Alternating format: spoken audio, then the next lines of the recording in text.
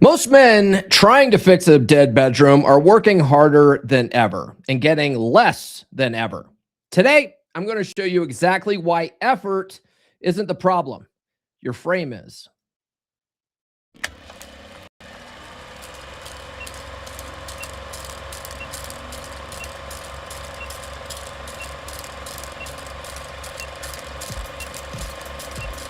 We're going live, baby. We'll do it live.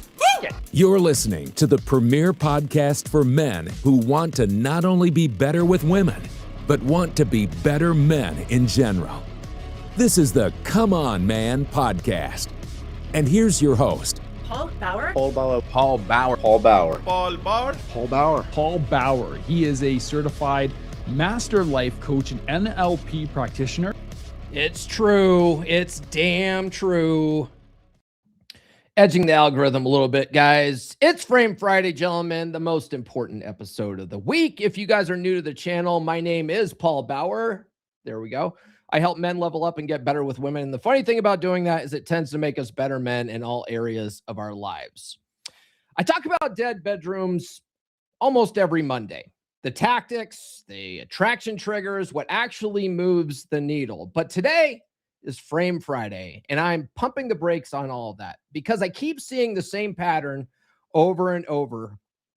Guys who are doing the work, lifting, dressing better, running dread, and they're still frustrated, still scoreboarding, still waiting for her to respond. What if the strategy isn't the problem? What if the way you're thinking about the strategy is what's keeping you stuck? That's a completely different conversation, and it's one most guys never have. So stay with me through this episode because by the end, you're going to see exactly why your results feel hollow and what to do about it. Now, I'm going to read a Married Red Pill forum post to you guys today and talk through it. It's called The Dread Contract and Scoreboard: How to Frame Improvement for You. Now, Ryan Stone talks about this in his book, Praxeology Volume 2, Dread, and I believe this is where he got that information. If you guys read Ryan's books, which are all phenomenal, that son of a gun, that world's best red pill couch, he's written 4 books in his Praxeology series, and the first 2 are must reads. Okay, they're Praxeology Volume 1, Frame, and then Praxeology Volume 2, Dread. And Dread won't work unless you have your frame working, right? And so you have to read Praxeology Volume 1 first before you read Dread. A lot of guys just want to skip to Dread. They're like, I don't need to work on that mind stuff. I just want to get my wife to bang me, right? So that's what we're going to be talking about today. So I'm just going to go ahead and read through this, and then we'll just talk through it. Okay, it's a pretty long article, but what I'm hoping today does is really get you guys out of the tactics and tricks that Dread provides and really get your mind around what we're actually trying to do here. Okay, so let's just get into it. Many posters come here and worry far too much about how much dread they are instilling, or ask if they should just skip everything and have a FMOFY speech. Now, we're not at the 8-minute mark, but FMOFY means F me or F you. Okay, so basically an ultimatum: either start banging me or hit the bricks, bitch. Right? Okay, I'm probably still going to get demonetized for that B word, so send a super chat. Okay. Even guys who have been here a while may chime in with, what dread level are you on? There is a fundamental problem with this line of thinking. On one hand, we talk about having frame, removing covert contracts, and destroying the scoreboard. On the other, we have dread, which is her frame, a giant covert contract, and a scoreboard. We're creating massive covert contracts, and that's biting people in the butt. We're still not at the 8-minute mark. So just to give you guys a little bit of backstory before we get into it. The original concept of dread in the Married Red Pill was like a step-by-step, paint by numbers, dread level 1, 2, 3, 4, and so on. And guys were originally trying to apply that, going, okay, I'm on level 3 of dread, so this is what she should be doing, right? So it ended up becoming a major covert contract because every level you're looking to see what she's doing. You're basically trying to fix her, okay? And that will never work. That will never in a million years work if you're doing all this kind of stuff to make her do something, because that by itself is a covert contract. You're giving to get, you're doing to get. You're the only reason why you're self-improving at all is to get her to do something. You're not doing it for the right reasons. And the thing is that women can smell when you're not being congruent. They can smell when you're not being authentic. They can smell when you're being performative. Okay, so you've got to get your mind like away from her completely and do all of this stuff for you to be the most attractive version of yourself. She either gets on board or she doesn't. Okay, the stay plan is the same as the go plan. But what a lot of guys do is they want to just skip ahead to the F me or F you speech. I'm telling you right now, we're going to get into it, but I'm telling you right now, if that's where your head is at, you're wasting all your time. Okay, just dump her. Just go talk to a lawyer.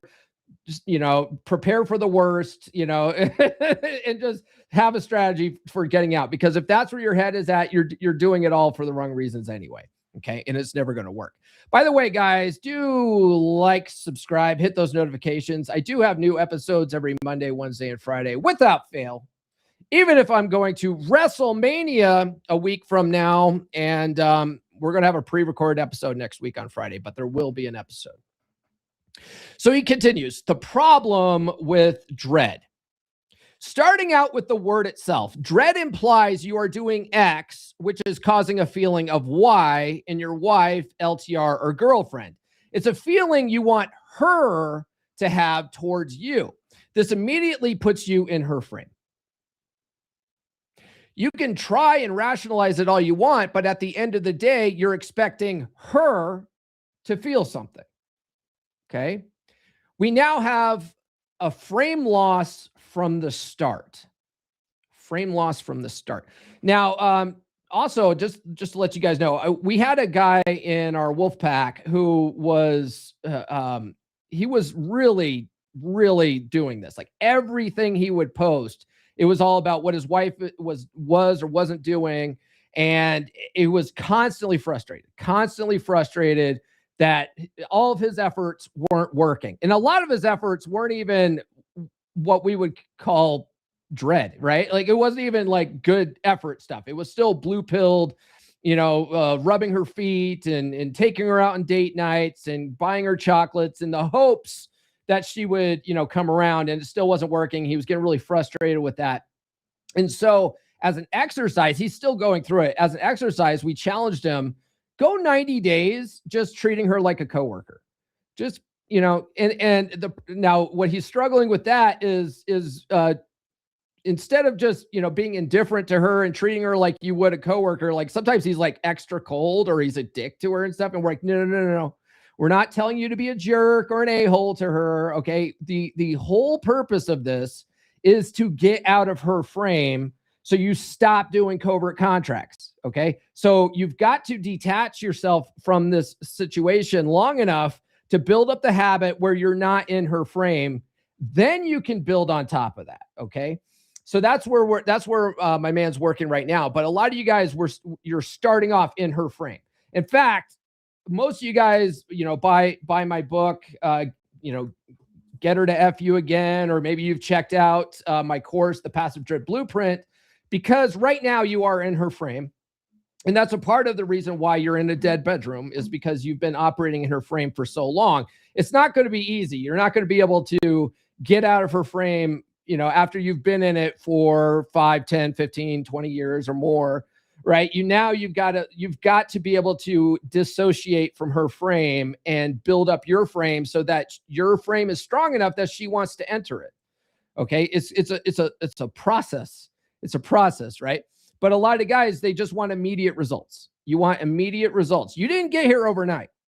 Okay. You did not get into a dead bedroom overnight. Most of you guys. Okay. It slowly happened over time. It's the same thing like gaining weight. You didn't get to 300 pounds overnight. It took, months and years to get to that point. And so you're not going to lose 200 pounds overnight. Okay. It's going to be a process. It's going to take some effort. But a lot of guys, they can't get out of their girl's frame because they're expecting immediate results. Okay. So we continue here. This may not have been the intent when the levels are written. I'm not big on figuring out intent. The patterns and write-ups from tons of guys show that frame loss is the natural effect of dread. There are caveats against covert contracts in the levels, but these caveats are offset with conflicting messages or covert contracts and are extremely easy to overlook or ignore for new guys. Now, guys, let me ask you a question, okay? Be honest. When you first started running dread or trying to fix your dead bedroom situation, were you doing it to become a better version of yourself, or were you doing it to get a specific reaction out of her? Because that answer tells you exactly whose frame you were in from day one. And it also tells you whose frame you're currently operating in. Okay. So let me know either in the chat or down below if you're watching the replay. We're in the trust tree. Okay. So there's no judgments. It's okay. Because if here's the thing. If you're not aware of this stuff, you can't change it. Okay. That's a lot of Frame Friday is about awareness, right? Bringing some of this stuff to your awareness so you have an understanding of where you currently are so you know what you need to work on, right? So be honest, drop it in the chat. Don't be scared. You're in the trust tree. The slippery slope. We've established whose frame a dread is really in. Did I drop this article? I did. Okay. I just wanted to make sure. The link's in the live chat if you guys want to read this. Okay. I got this from the Red Pill archive. And for you guys that want to learn more of this Red Pill stuff and intersexual dynamics, the Red Pill archive is a treasure trove of information. I don't know who the guy is who created it, but man, if you guys ever go through it and read some of this stuff, like, give that guy a donation. He deserves it for putting it all together. The thing is that a lot of Red Pill content is disappearing from the internet. A lot of blogs get taken down. A lot of guys, what's his name? Roosh V, for instance. Roosh V is one of the original 3 R's of the manosphere. He took down his blog, Return of Kings. He took his books off the market. And so a lot of this stuff is disappearing. And then you have, platforms like Reddit. Reddit, they banned the original TRP subreddit. So you can't even go in that, or if you can go into it, but it's quarantined, which means you can't add new posts or anything like that. So the guy who created the Red Pill archive was like, crap, we got to do something because this information is going to get wiped out from the internet. It's not popular. It's effective, but it's not popular. Right. So we got to preserve this somehow. So he aggregated like all the old forum posts. He aggregated a lot of the old blogs and stuff like that, like Royce's old blogs and Rolo's original blog and all that kind of stuff. That's all aggregated in this thing. It's just a treasure trove of information. Okay. And it's all for free. The slippery slope. We've established whose frame dread is really in.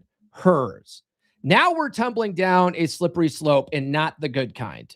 First up are covert contracts. You think to yourself, well, I'm at dread level 5. If I just move to dread level 6, then she'll fuck me for sure. We are past the 8-minute mark. Or we may ask, what dread level are you at? As that implies why she isn't fucking you. So now we have 1, a frame loss, and 2, a covert contract. Since she isn't fucking you, or it's still 1 to 2x a week or a month or a year, you've pulled out the spreadsheet scoreboard in your head. You're highlighting the days we fucked in green in my head, giving them a rating of 1 starfish or to 10 porn star, and we will have a clock of it has been X days since she fucked me. So 1, frame loss, 2, covert contract, 3, a scoreboard. Okay. So you're keeping score. Okay, the last time she fucked me was Wednesday. Let's put that down. Let's put that down on the calendar. Now, guys, there is an effective way of applying dread. And largely it's passive. So there's basically active dread and passive dread.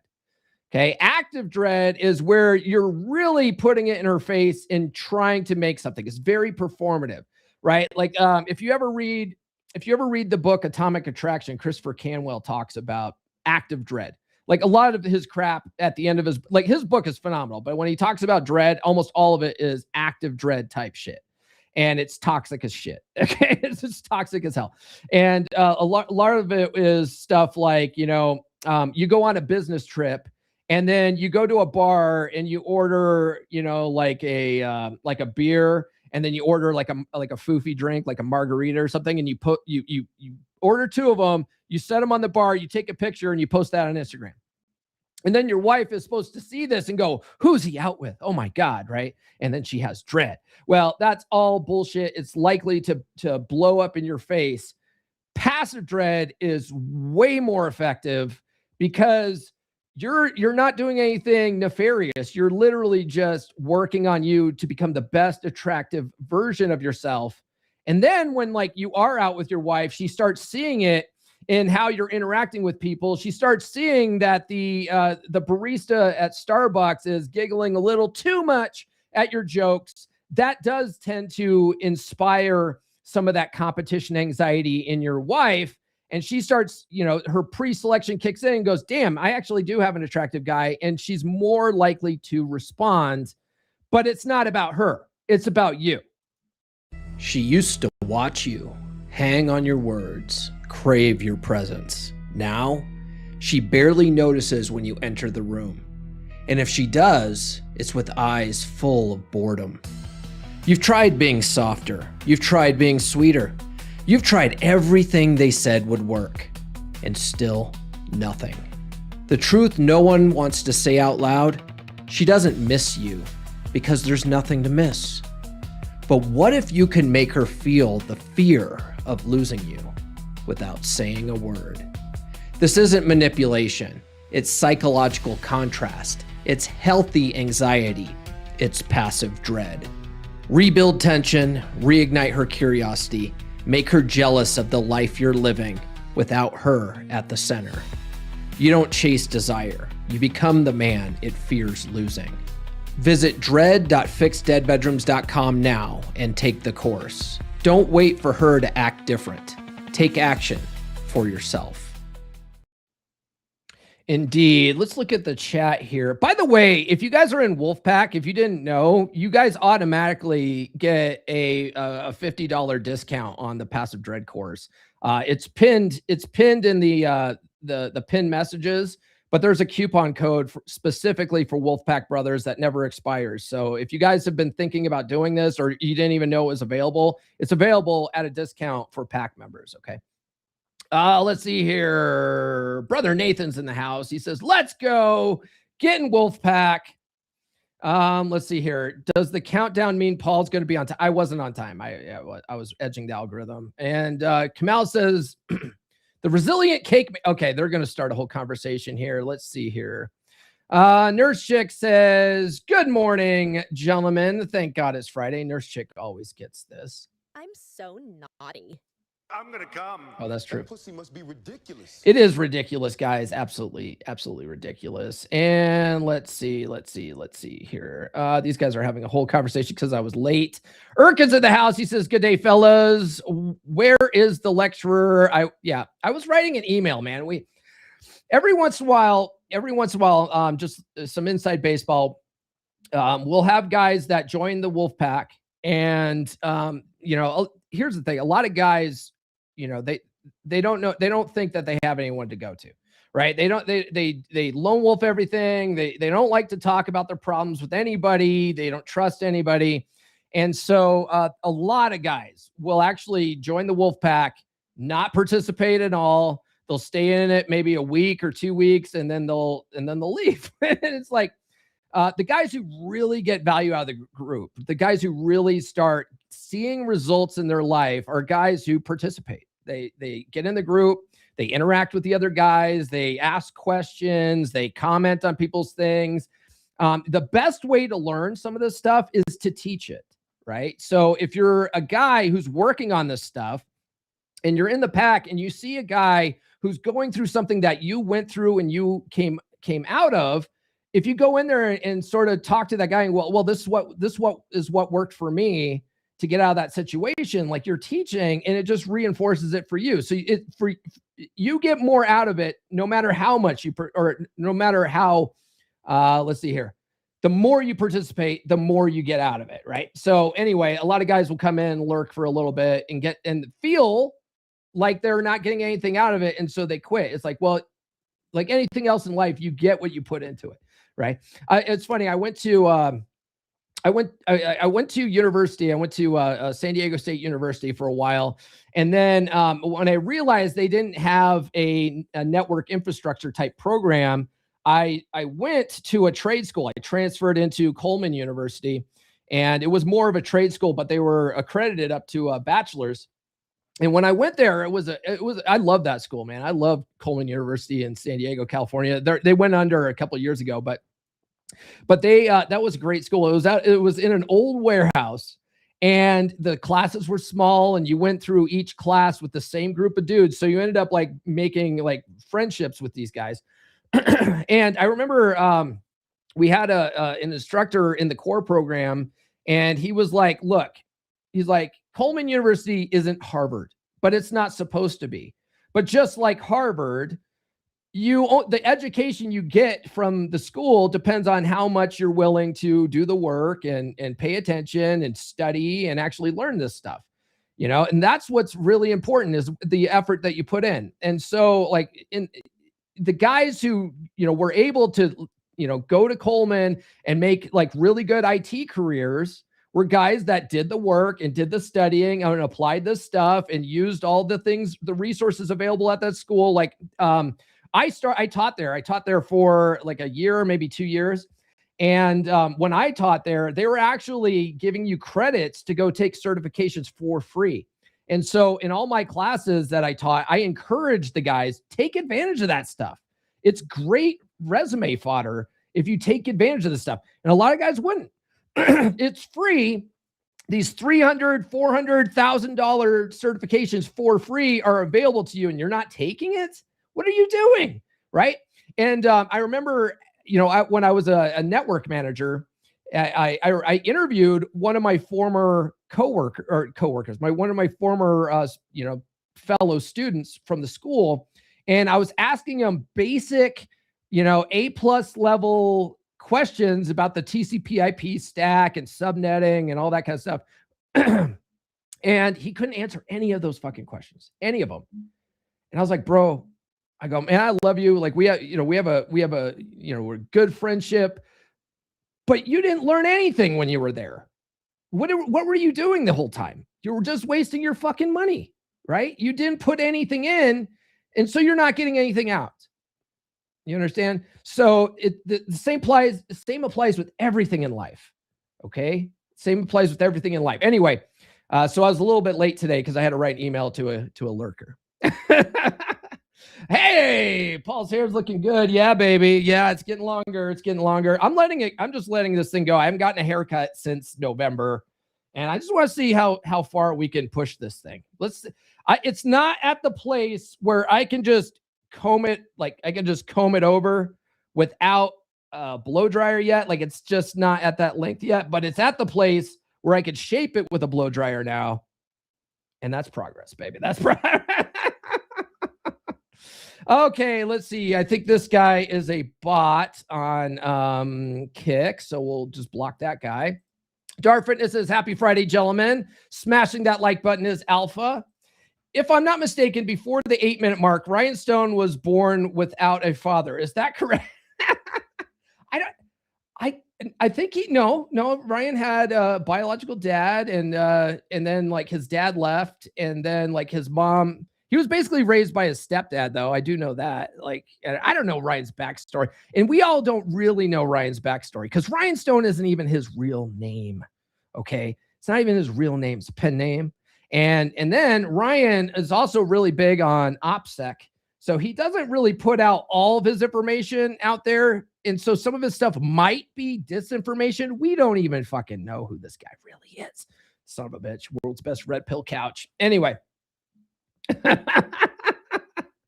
Darfin says negotiated desire only brings obligated compliance. Never. Shout out to Rolo Tomasi for that one. Brother Joe from Wolfpack says untangling all this into honest frame is difficult. Well, it doesn't happen overnight. Most guys, Joe, don't beat yourself up. Okay. Most guys have never operated in their own mental frame. Never. They've spent their whole life operating under other people's frames. Okay. That's where like nice guy syndrome really hurts men. And that's why we're trying to unfuck that. Right. But we have several generations of nice guys now that go way back, to World War II. If you read Dr. Robert Glover's book. So like, don't beat yourself up, dude. You're not alone in all this. $5,000 super chat. Get in the Wolfpack, you sons of bitches. Hashtag too sweet. For that one, I'm going to give him a good old shame these whores. Shame this horse. Yes, definitely. We got to. Oh, and also this one. Misogyny. Yes, that's be more misogynistic. Brother Doug says, at first I was doing it to get a result from her. It took some time to realize that it has to be about me and fixing me than anything about her. Yes, absolutely. And Brother Joe says, is both an answer? I don't know if it's possible to completely eliminate all components of covert contracts. Well, so Joe, look, right? She either gets on board or she doesn't. That's how you have to look at it. You are doing this for you. She either gets on board or she doesn't. Okay. And then after doing this work for some time, 3 to 6 months, evaluate whether she's worth it or not. Okay. Because a lot of times she's not going to be worth it. She's not going to come on board. Her attraction's too far fucking gone. There's nothing you could do about it. And you're wasting your time. So at some point, you've got to make an exit. Okay. So unless she gets on board. But you can't control her. So you have to completely let go of trying to fix her. Okay. She either gets on board or she doesn't. Okay. Let's see. Yeah. And then Brother Nathan says, once you see it and practice it, you stop covert contracts. And then Brother Joe says, I just feel like it's impossible to 100% untangle all of this. Frame may just be having the control over all of this through my terms. Yeah. You let go of the I just feel. That's for another episode, though. That's for another episode. I posted about that the other day. Fucking people were so mad about that. Most of the time, covert contracts come from nice guy syndrome. And then let's see here. The story of Spreadsheet Man is both funny and sad at the same time. Yeah, if you guys don't know what Spreadsheet Man Kamal's referring to here, there was a guy years ago who literally spent an entire year collecting a spreadsheet of all the times he was being rejected by his wife. And it went viral online, right? And he was basically wanting to show his wife how she spent the entire year rejecting him. Do you think that made her vagina wet, or do you think that made him look like a fucking pussy? Think about that kind of stuff, because that's what having the scoreboard is really doing. It's unattractive behavior, and unattractive behavior is why you got to where you're at, right? So, okay, it's like whining and complaining, right? Whining and complaining is not becoming. Okay. And then Brother Joe sent a $10,000 super chat. Just finished Get Her to Fuck You Again this morning. Just wanted to say thanks. The workbook is on the way. If you listen to it on Audible, listen to it at least 9 more times. Okay. Just listen to that shit on repeat. Let it really seep into that subconscious. Do the workbook. And the workbook is 90 days. Okay. It's 10 minutes a day for 12 weeks. Actually, it's like 84 days, but for 12 weeks, just day by day, answer the questions honestly. It's for you. It's not for you to show anybody. Okay. It's just for you to bring some of this stuff to your awareness so that you can act on it. Right. And so when you do that, by the end of 3 months, you should be in pretty good frame. If you've listened to the audiobook on repeat, just constantly, right? Back to back. If you get bored with it, listen to something else and then come back to it. But do that for like 3 months. And then at that point, you should be in a pretty good situation with mental frame and all that kind of stuff. Now you can apply this stuff without being in a covert contract for another 90 days. And at the end of that, if she's still not getting on board, that's when you go, okay, I'm going to go talk to a lawyer. Okay. Like that's the plan. The stay plan is the same as the go plan, because the whole 6 months, it's not in waste. It's not a complete waste, because when you hit that ground running, let's say she doesn't get on board. Great. You've been working on your game, your money, your muscles, and your frame for 6 months. That's more than most guys. Most guys get dumped, right? Most guys don't have a choice. Most guys get thrust back out into the dating circuit because 80% of women are filing for all the divorces, right? Or they're doing the breakups. And so most guys are thrust back into the dating circuit. They have no practice.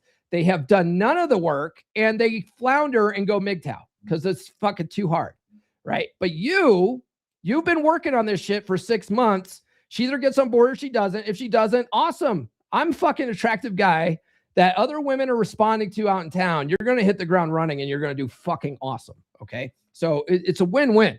All right. You're guaranteed to get into a relationship with lots of just, toe curling sex. It just might not be with your wife. Okay. AI is going to clip that. All right, let's get back to this.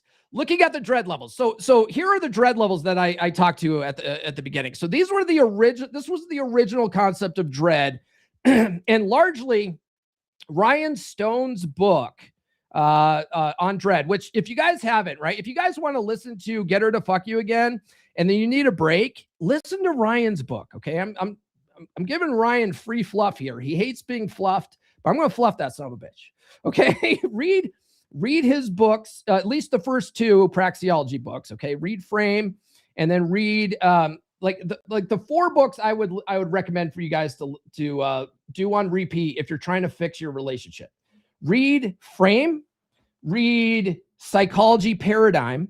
Okay. Cause those 2 books, go hand in hand. Those 2 books by themselves will really fucking cement this shit in your mental frame. Okay. Then read Dread. So Praxeology Volume 2, Dread, and read Get Her to Fuck You Again. Okay. If you read those 4 books on repeat over the next 3 to 6 months, you're going to be a fucking player. Okay. You're going to be a fucking player. But one of the things that Ryan's book on dread did was basically create a new framework for dread, because the original framework they came up with just wasn't effective. It was all one big paint by numbers, dancing monkey, fucking dog and pony show. Okay. So that's what we're going to talk to with the original levels of dread. So level 1 was the sidebar, which is shut the fuck up and lift. Okay. So that is actually sound advice. Okay. It solves 99% of your guys' problems in their relationships. Okay. And the sidebar was you had to read No More Mr. Nice Guy, When I Say No, I Feel Guilty, The Rational Male, and some other ones, right? I tried to condense. Athol K's The Married Man Sex Life Primer was another one. I tried to condense the entire sidebar into Get Her to Fuck You Again. And I've had other guys go, man, I really like Get Her to Fuck You Again. It's basically a compilation of the sidebar. I'm like, yeah, that's the point. That's the point. That's the point. Okay. So sidebar, shut the fuck up and lift. Okay. You got to focus on you. One of the things that Ryan Stone points out, and he has an old forum post called, and if your wife's not fucking you, shut the fuck up about leading, right? Because I talk about setting the tone and leading a lot. The thing is that your woman is not going to follow your lead if you're operating in her frame. So you have to focus on you first and develop your frame and develop a frame worth following before she's going to even want to follow your frame, right? So that's where the idea of shut the fuck up and lift. Just focus on you for a while, okay? Shut the fuck up, read the sidebar, or read these 4 books that I talked about. Read those on, or listen to them. They're all an audio book, okay? Listen to them on repeat, and then go to the fucking gym and just shut the fuck up, okay? Level 2 is create a map. Sound advice. That's own your shit. Okay. So the map, I have a whole chapter on the map in Get Her to Fuck You Again. That's the male action plan, or the male attraction plan, it came out to be, but the original, in Married Man Sex Life Primer is the male action plan, and the whole book is the BAP. Okay, if you guys, I highly recommend you guys do read Athol K's The Married Man Sex Life Primer, but it's not available on audio. Okay, so you have to actually get the paperback and read through it, but it's a really good book. But you want to create your action plan. Okay, that's what we're doing. Level 3, live your own life. Do what you want when you want. Cool. That's all good. Okay. And I recommend that too. I recommend, finding a life outside of your relationship. Most guys give up on their friendships.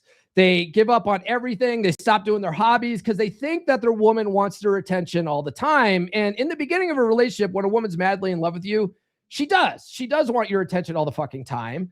But the more you just give her all of your attention, the more she loses respect for you. Okay. A woman might think that she wants to be a man's world, center of a man's world. A woman might think that she wants to be the center of a man's world. Okay. But she really doesn't. And the more you make her the center of your world, the more she loses respect for you. So you have to have passions and things out and projects and shit outside.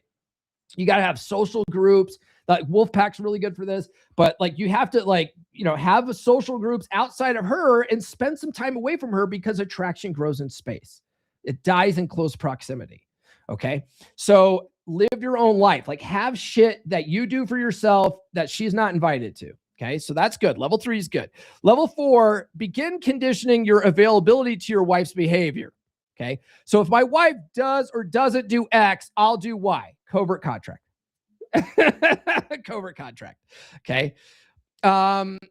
Level 5, dress better, lead game. Pretty sound advice if we are not expecting anything in return. Okay. So that's level 5. Level 6 is become a pickup artist with your wife. He says, fine, add some tools to the toolbox, right? So that's working on your game. Level 7 is get over your fear of rejection by talking to people and women. That's fine. And a big part of what I talk about in the Passive Dread Blueprint is talking to everybody. Learn to be social. Okay. Go out and talk to everybody you meet. Okay. The more you get good at just being social in general, the more fun you are to be around. Like people tend to like socially adept people, right? They like being around people that can hold a conversation, that are funny and cocky a little bit and make jokes and stuff like that. The more you get out of your shell and learn to be more social, when you're out and about, your wife will see this stuff. Okay. She's always paying attention to this stuff, but that can't be your focus. Your focus is on just being more social. Okay. So he talks about becoming a pickup artist. You can do that too. We do have a brother in Wolfpack right now that he does go out and he practices a little catch and release. That kind of stuff is good, honestly, because if it doesn't work out, you're prepared when you hit the ground running. If she doesn't get on board with your program, sweet, no problem. I don't have any problems with approach anxiety because I've been working on it for 6 months, right? That stuff's not necessarily bad, but if you're doing it because you're trying to get your wife to fuck you, and then that's causing frustration, you're doing it to try to get her to do something. You've got to eliminate that. Okay. Level 7 is, okay, that was get over your fear of rejection. Level 8, get back at your wife by talking to pretty women in front of her. Flirt with women in front of your wife so she wakes up and will fuck you. He goes, this level is really bad for that covert contract hell. It's the write-up emphasis added, right? So that one there, that one's active dread. It's performative. It's completely performative. It's a monumental covert contract. You're literally just going out trying to trying to do something to get your wife's reaction. It's not good. It's not good. It's think about it this way. If you walk up to approach a girl, like you take your wife out to a bar and then you go around and start hitting on other women, you think your wife's going to be like, oh, he's so hot for doing that? Or do you think she's going to get fucking pissed? She's going to get fucking pissed. Okay. Now, if you are at Denny's and your waitress happens to be cute, and you are just charming, and like she says something and you make a playful remark about it, and she giggles a little bit too much, and when she goes to serve you your food, she bends down just a little bit, shows you a little too much cleavage, and then you're just like sort of like indifferent to that, but you're still like also, like it's all just fun, playful games. You're not really doing anything wrong. Your wife's going to notice that. What do you think is going to be more effective? Her noticing the hot waitress that's flirting with you, or you going around making a monkey of yourself? Let me know in the chat what you think. He goes, one or two things will happen, probably both. First, she will lose her shit and accuse you of all kinds of things. Maintain frame, amuse mastery. You are finally getting your wife. Oh, so this is one or two things that happen, right? First, you'll lose her shit. So you maintain frame, amuse mastery. You are finally getting your wife to respond. That is the important thing. There is hope for the relationship. Second, shortly after you get home, she'll probably fuck you with more passion than your honeymoon. He goes, this is pure play, dancing monkey thinking, right? So the original idea is that one of two things will happen. She's going to lose her shit and accuse you all sorts of things, and then you're going to maintain frame and show your amuse mastery. And he goes, you're getting her to respond, and that's the important thing. And he goes, second, shortly after you get home, she'll probably fuck you with more passion than your honeymoon, right? So this is all just, I'm doing this to get. I'm doing this in hopes of doing this. And then when she doesn't respond in one of these two ways, you get frustrated with the whole thing. Right? That's what makes it a covert contract. So he goes, this is pure play, dancing monkey thinking. You're still in nice guy mode. I'm doing this, and now she'll fuck me. And when she doesn't, you'll be pissed. And then post and own your shit why you were pissed. Now we get into negotiating desire with extra steps. Level 9, start floating the idea that if she doesn't do X, have sex, or at least 2 times per week based on that scoreboard of yours, then you're going to walk. Okay. This is an ultimatum. All right. An ultimatum is a declaration of powerlessness. If you're at the point where you have to give her an ultimatum because you're just so frustrated, she's just not getting on board, you just skip the ultimatum. Just skip it. Okay. Just honestly, just skip it, because you're at the place where she's just not getting on board. So you've run out of options. So now you're going to give her an ultimatum. That ultimatum is actually going to come across even less attractive. Okay. You've got to, this is the difference between like married red pill and say like Christian marriage advice. Married red pill, we actually give you permission to say, you know what, you're just wasting your time. You're wasting your time at some point. I talk about it more in Keep Your Bitch, which we're doing a series on Mondays. But there's an attraction scale. Once that attraction dips below a 5, it's pointless, right? You'll never really know until you break yourself out of nice guy syndrome and start doing this stuff for you to really be able to analyze that, though. That's why I say don't just dump her, bro. Like, at least give it 3 to 6 months and then evaluate, because by then you'll have worked on your frame and all that kind of stuff. You'll know where her attraction level's at, right? But if you get to the point where you feel like you have to give her an ultimatum, you've reached the end of your rope. Okay, you've reached the end of your rope. You might as well just go talk to your lawyer and not even waste the conversation. Okay. Level 10, fuck me or fuck you, right? I'm going to negotiate with you. Fuck me or I will leave. This is also an ultimatum. Cool. She'll ramp up sex to an acceptable, an acceptable light IV. This is what he's saying. Okay. She'll ramp up sex to an acceptable IV life support drip feed to keep you happy while being a great victim in her head. So this is where like you go to give her the ultimatum and she doesn't really want to lose your resources. So she's like, fine, I'll fuck you more. But Archwinger, another legendary guy in the red pill space that you've probably never heard of. Archwinger did a really good article about this, how every unhappy wife is a great victim. Okay. And it sounds pretty harsh, right? But when you think about it, if you're in a situation where your wife is reluctantly fucking you, she doesn't really want to, but she's doing it anyway. She's like, what does that sound like? A woman who is basically forced to have sex. By definition, what does that sound like? Sounds like grape, right? It sounds like grape. So if you're in that situation where you're making her fuck you and she doesn't really want to, in her head, she's a grape victim. Okay. So do you really want that to be in that situation? All right. Like, you've got to really think about this. So the fuck me or fuck you speech, you're at a point where you're basically, telling her, hey, be a grape victim. And that, that's honestly, that's the thing with like Christian married advice, right? When Christians say, hey, you have a biblical duty to bang your husband because the Bible said, okay, the Apostle Paul wrote in 7 of these books that you need to fuck your husband, and 1 Corinthians, right?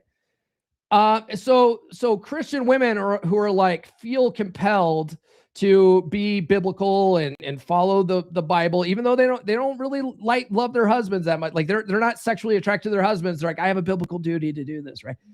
You're basically forcing her to be a grape victim. Like it is what it is. Okay. Like that's the thing with red pill. It doesn't sound great. It sounds shitty on paper, but that's just how it really is. Okay. So do you really want to be graping your wife for the rest of your life? Or do you want to find a woman that has genuine fucking desire, that enthusiastically worships your cock, right? What would you rather have?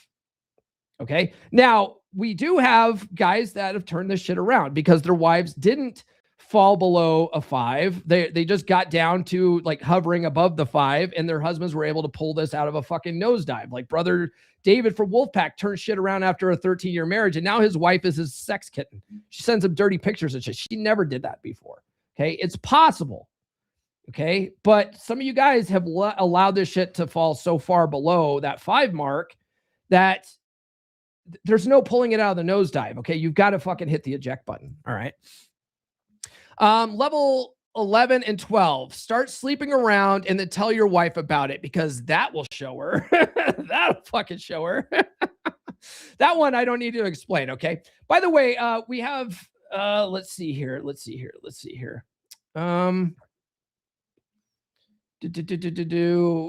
1, be attractive. 2, don't be unattractive. Absolutely. Smashing like is alpha, guys. If you guys can't afford a super chat, do consider smash that like button. Okay. Praxeology frame is next month's Audible credit. Perfect. You'll love it. You'll love it. Like that one and psychology paradigm will really get your fucking mind right. It will get your mind right. That fucking son of a bitch, Rhinestone. There's a reason why he's the world's best red pill couch. Okay. $10,000 super chat. I can't believe your generosity today, guys, is just unbelievable. Brother Dale says, if a husband can run catch and release game on random women and his wife feels that passive dread and responds with more desire, isn't that proof that pre-selection and mate value still rule in marriage? It does, as long as your attraction level is above a 5. Right. I'm going to give him this one. Respect the cock and tame the cunt. Right. That's what we do on this channel. Brother Joe says, trying to separate ultimatums and reestablishing boundaries has been on my mind quite a bit as well. It's a work in progress, brother. Work in progress. And then Darfin says, IV life support drip feed. Sheesh. That sounds fucking awful too, doesn't it? Like, who wants that? Fuck that. Brother Erkin from Kick says, in India, they literally worship dick of some gurus. Man, you know what? If you guys didn't know, I'm trying to find alternative like social media platforms to be on, because X banned me and Threads banned me. And so I'm looking at things. I'm on Blue Sky, but Blue Sky is a fucking cesspool of liberal bullshit. It's literally a worthless app. Like, no one sees my shit on there. It's fucking terrible. And so then I logged into Getter, Gettr, which was started in 2022 by a bunch of Republicans. And so it's very conservative, like news bullshit, like I don't like politics. I don't fucking like politics. So getting on there, Blue Sky's like that too, but in the opposite direction. It's like Truth Social, which is Trump's platform, but it's got a much better interface. It's a little bit easier to swallow. They have their own, they call it G Talk, but it's basically like their own TikTok on there. And so I've been on there a little bit lately and just posting. And you guys could follow me. You guys could follow me on there if you want. If you want. But going back to what Erkin was saying, I was like, where am I going with this, Paul? You guys can follow me on Getter, but the thing is that like on Blue Sky, on Truth Social and Getter, they're literally sucking Trump's cock like all fucking day. And it's like, okay, when you've made politics your whole fucking personality, you have no fucking personality. I'm just putting that out there. Okay. Get out, fucking touch grass and shit. Okay. There's more to life than politics. And 99% of the politics that you see on TV and shit like that have no fucking impact on your day-to-day life. They're talking about Iran and shit right now. Okay. If you live in Wisconsin, the shit in Iran does not impact your life. Okay. Let them deal with that shit. Right. It's not your problem. Rambo and Dread. This is going to be a long episode, guys. I got a lot to go through. It might be one, like, if you can't stick around for the whole show, you might want to come back to it. But Rambo and Dread. Rambo and thinking about Dread goes together because you're still 100% in nice guy covert contract mode. When your wife doesn't respond, you get pissed, like really pissed. The whole levels from 4 on are one big exercise in Ramboing.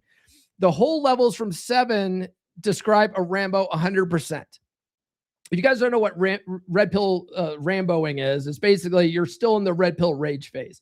And like, you're still pissed off at your wife, you're pissed off at women, and like everything, like when she doesn't respond the way you want, you get fucking mad at her and you tell her off and all this stuff. That's one of the reasons why we have this guy in Wolfpack doing the 90-day treating his wife like a coworker thing to get him out of that, right? Because that's kind of where he was going.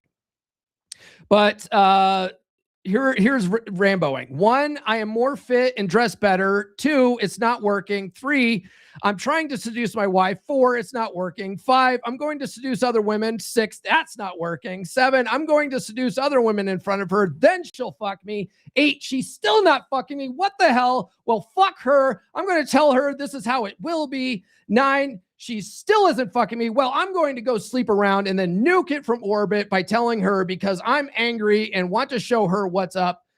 If you're thinking in terms of dread, you're doing it wrong. If you are purposefully creating overt dread, you're doing it wrong. If you are talking to your wife about having sex with you, you are doing it wrong. If you have a thought of getting back at her by doing X, you are doing it wrong. By the way, if you guys want to swap some notes with guys who are doing it right, get in the Wolfpack, okay? Because there's a lot of guys that are making real progress in there. They are getting real results, and it's a good place to ask questions and swap notes. Beer Club? Not anymore.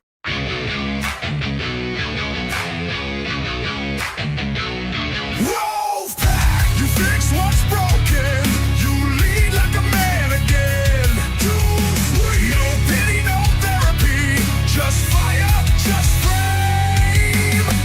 Cold bed, broken home, midlife drift, feeling alone. You don't need hacks, blogs, lies. You need men with fire in their eyes. We rebuild from the ground up.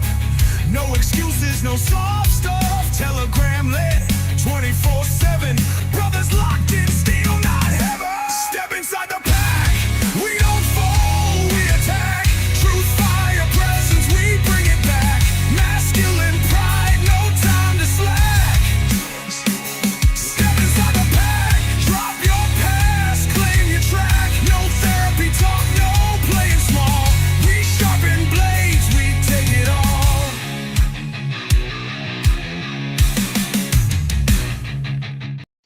For the love of God, too sweet me. By the way, just a reminder, if you guys are in the pack or if you guys get in the Wolfpack, you do get a discount on the Passive Dread Blueprint course. The link for both the pack and the Dread Blueprint are in the comments. But I'll tell you what, if you join Wolfpack, it's like $10 a month. It's actually less than that if you sign up for 6 months or a year.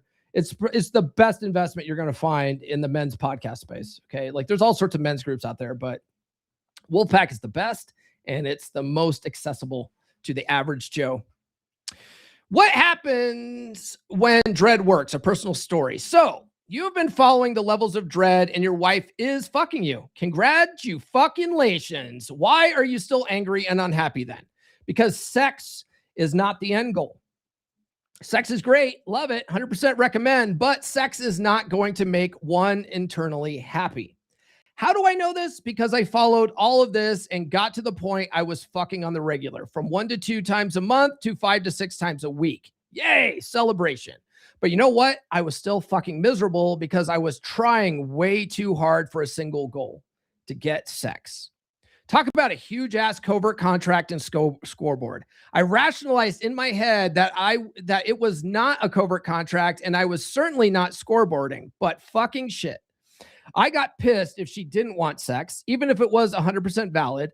I bit my tongue. I shut the fuck up 90% of the time, but man, I held on to that resentment and it put a big red X on my spreadsheet scorecard in my head. I'm doing all this stuff and she dare reject me?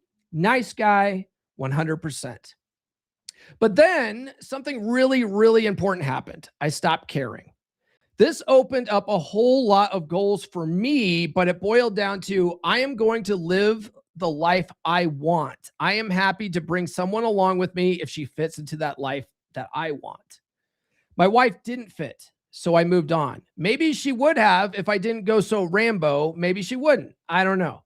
But I believe she never would be what I wanted, but we will never know. At the end of the day, it was all my fault as I made poor ass choices.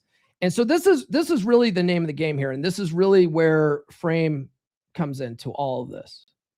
You got to figure out what you want.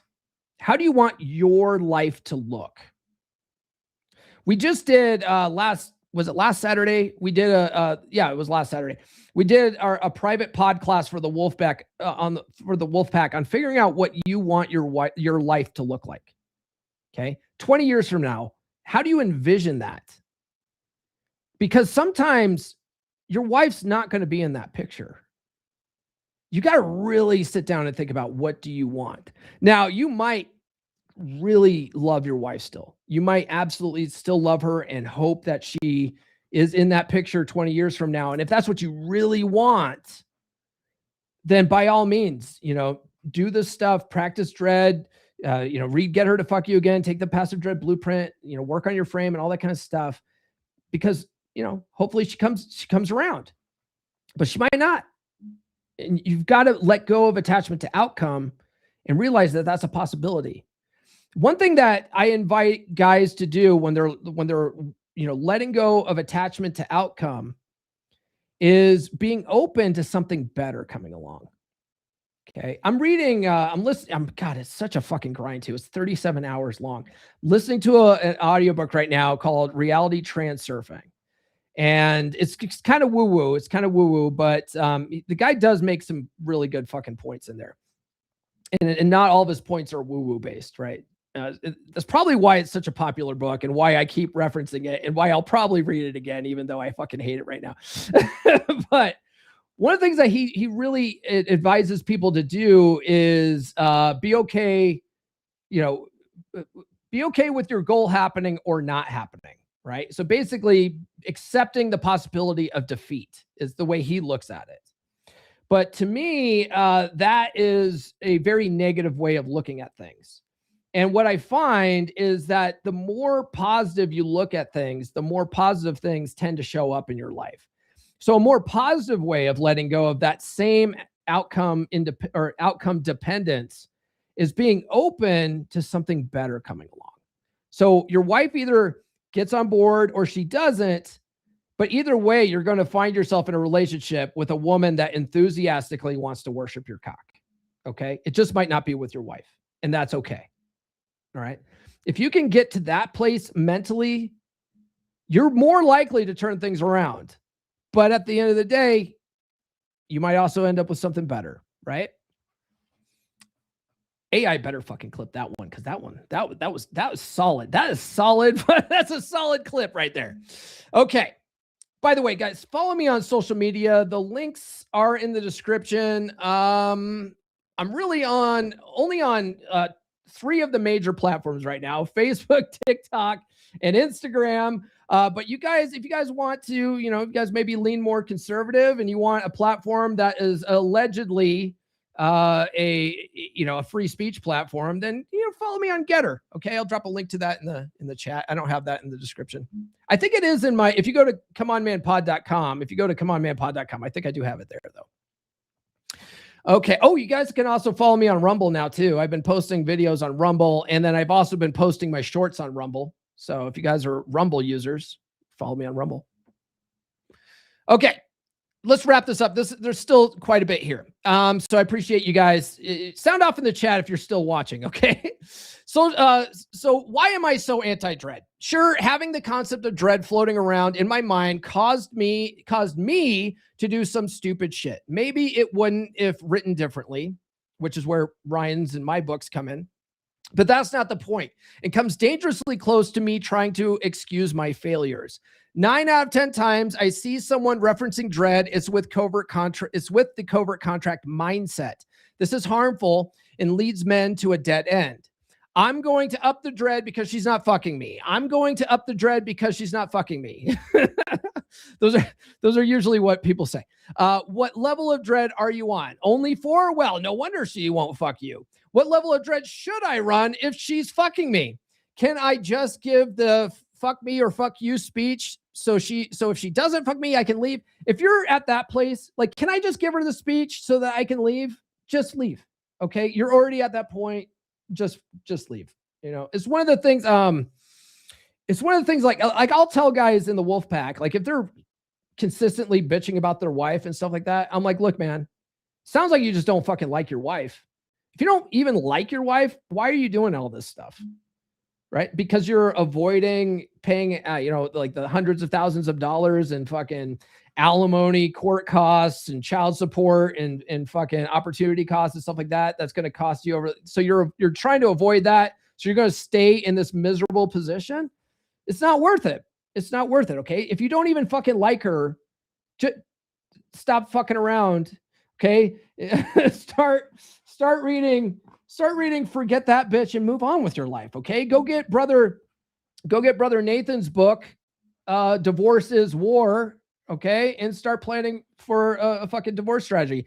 Brother Nathan's in the Wolfpack. You can get in the divorce strategy group, and he can help you formulate a strategy where you come out less fucked. Okay. Like, you're not going to get out of a divorce unscathed. 99% of the time you're not. Okay. You're going to get fucked some way. Okay. But you can lessen that blow if you have a good strategy. And if that's where you're at, where you just don't fucking like your wife, stop wasting everyone's time and start working on the next phase in your life. Okay. Dread is the ultimate nice guy move. Instead of becoming a better you for you, you're becoming a better you for her. And when that doesn't work, well, you get butthurt and pissed. Maybe a different mindset will help someone. Maybe it won't. But now I can link this post, right? So he wrote a lot of this stuff so that when someone was there, he can just say, hey, read my post. What's good about the levels? So there are some great things that are preached in the dread levels. Take care of yourself physically, dress well, understand male and female polarity, create a map and own your shit, understand seduction, talk and be friendly with everyone. So what if instead of dread, we just say these are self-improvement levels? Hell, you start becoming the best you, and some woman will fuck you. Maybe not your wife, and that's okay. Call it saving a low sex life if you want. Okay. So basically, now it comes down to marketing, right? He doesn't like the term dread. But essentially what he's talking about is what I teach in passive dread, right? In the passive dread blueprint, we're literally talking about being the best, most attractive version of yourself for you. Okay. Your wife either gets on board or she doesn't. Okay. The alternative view of thinking. Paint the things you want in the realm of things you can control. For instance, I will have a satisfying sex life, then work towards that. By becoming the best you, that will happen. Just like if you eat healthy and lift, you will look better. It may not be with a particular woman, your wife, but it will happen. Don't expect it from any particular person. This is letting go of attachment to outcome. The real key to happiness is to not give two fucks about anyone except are my kid. It says exceptions are my kids. I care a lot about those little fuckers, maybe too much at times. Single fucks are okay for those close to you. Zero fucks for the rest. Be unapologetically selfish in what you want and be authentic to you. That authentic part takes a lot of ego shedding and it hurts. Suck it up, cupcake. Here's a 30,000 foot view of a process that is within your frame from the start. 1, lift heavy because you care about your health and how you look. 2, read the sidebar because you know you need more information on how to grow. 3, shut the fuck up for now because you know you aren't strong enough to yet to open your mouth. 4, begin exiting her frame. 5, dress better because you care about yourself and how you look. 6, be fun and talk to everyone, men and women, because you don't care what they think and it's enjoyable. 7, flirt with your wife and other women because you find it fun and enjoyable. This is all about practicing being social, right? You treat your wife like you would treat all these other women out there, but treat them all the same, right? Treat all the women you come in contact the same way that you flirt with your wife, okay? Just be fun, cocky, funny, and all that kind of stuff. Start living in your frame by being authentic in who you are because fuck what other people think. Begin pushing your frame out into the world by being openly honest and authentic with those close to you because you don't expect anything in return and don't care what they think. 10, manipulate the world to the best of your ability to get what you want. As a consequence of this cool and authentic new you, you'll give your time and attention naturally to women and people who fit into your life. It will be a consequence of being busy and living your life that will take priority over others who do not fit within it. So Tyrod, what about the sex? It's rule 0. I get it. New guys finding this place want the sex. It's all about the sex until they get far along and it's not. Then they build abundance and know the sex is going to be there. They start thinking, what else do I need to work on? Why am I not happy? So for the new sex focused guys, this progression ups your sexual market value to crazy levels naturally. High SMV equals high attraction equals sex from women out there. And it does it from your frame. No guarantees about your wife. Oh, and through this process, you may find you actually like your wife. Or you may find that you don't like your wife and want to move on. Doesn't matter. Doesn't change your view of the world or how you act. The stay plan is the same as the go plan. Good luck, careful planning, and owning your shit with discipline. So I hope that guys, I hope that this episode and Tyrod's article puts things into perspective for some of you guys who are still operating from a position of covert contracts when working on this stuff. Okay, because the more you do that, the more unattractive you become, right? And the less you have a chance of this even working. Okay, so it's a paradox. It's a total paradox, right? The more you make this your mission to fix your marriage, the less likely you're going to make it work. So you have to let go of all that attachment to outcome. Realize you're going to have enthusiastic sex. It just might not be with your wife, and it might be with someone better, and be okay with that. But the work is for you. The work is for you. And there's self-improvement. I was chatting with this before I got banned on X. And I put this under one of Rollo's posts. And I was saying how self-improvement is its own reward, right? Self-improvement is its own reward. You have to have that kind of mindset when you're doing this kind of stuff. She can't take that away from you. If she doesn't come on board, you've already improved yourself to a point where you're better off moving forward, right? So it's a win-win no matter what. You've got to have that kind of mental frame and let go of that attachment to outcome, okay? That's the only way that this would work. But if it doesn't, awesome. If it doesn't, awesome. Right? I'm going to be a single guy out there. I've got, I've worked on my money, muscles, game, and frame. I am a high value man, and I'm going to clean up on the dating circuit. And once you learn this stuff, once you guys learn game and frame and all that kind of stuff, if you learn frame, game, work on your muscles, and get your money in order, if you do have to divorce your wife, you are going to clean up on the dating circuit. Okay. Like a lot of guys are floundering and struggling. They hate the dating circuit. It's because they don't have an effective strategy. You have an effective strategy now. So it's going to be win-win. You can't lose with any of this stuff. You feel me, dog? Cool. Let's look at the chat real quick and then we'll wrap up here. Let's see here. Joe says, dread game sounds exhausting. Well, that's because self-improvement requires some effort, Joe. And a lot of guys don't want to do this kind of stuff because it comes dressed in coveralls and looks like work. And fuck, I just want it easy. If that's what you want, Joe, if you want to do no work because this all sounds exhausting, just go get a hooker, bro. Just go get a fucking hooker, man. But you got to figure out, what do you want in life? What do you want? Okay. What do you want? But the easy way out is to just go get a hooker. Just go get a hooker, bro. What do you want? Like, you sit down and think about that today. Okay. What do you want? What do you want to see? What do you want your life? What do you want your life to look like in 20 years? And then go from there. Okay. All right, guys, that's all I got for this episode. Tune into the podcast on Monday. We are continuing my series on Keep Your Bitch. We are going through the top 10 concepts from chapter 2, which is all on setting the tone from the start, right? I see what Joe says. I meant active dread. Active dread is fucking pointless. It's retarded. Oh, did I say that? Shit. I got demonetized, guys. I'm not supposed to say the R word in that context. So we're going to talk about setting the tone from the start. We were talking about this in Wolfpack this morning,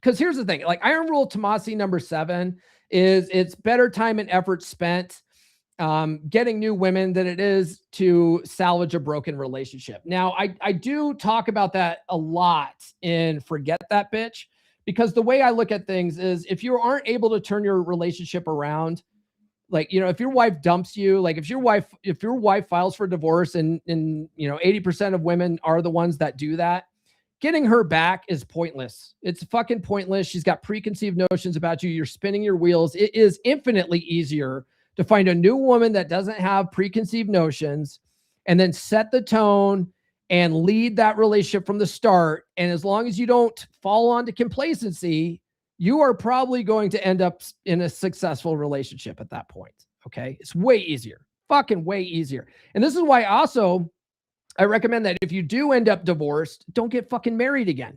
Because when you get married again, you're now locked into a fucking contract that it's so hard to break. You've got to fucking work with Uncle Sam to unbreak Uncle Sam's fucking rules.